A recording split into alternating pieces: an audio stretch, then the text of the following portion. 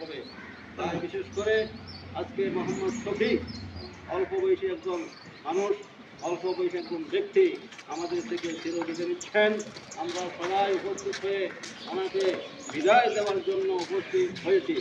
আর বিশেষ করে উনি এতদিন পর্যন্ত আমাদের বাড়িতে, আমাদের সমাজে, আমাদের গ্রামে অনেক বছর, 10 বছর পর্যন্ত বসবাস করছিলেন।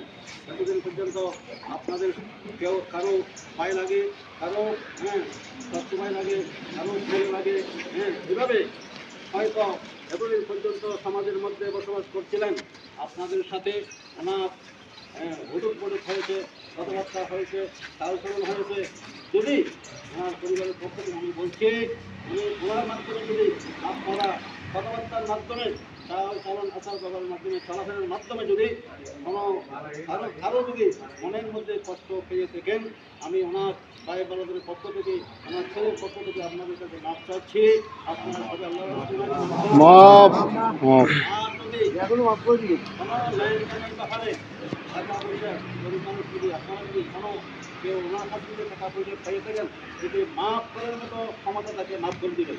আর যদি মাফ করার মতো ক্ষমতা না থাকে, ওনার ছেলে রয়েছে, ভাইরা রয়েছে, ওনার ওদের সাথে আপনারা সবাই যোগাযোগ করবেন, অবশ্যই আপনাদের ক্ষমা করতে হবে।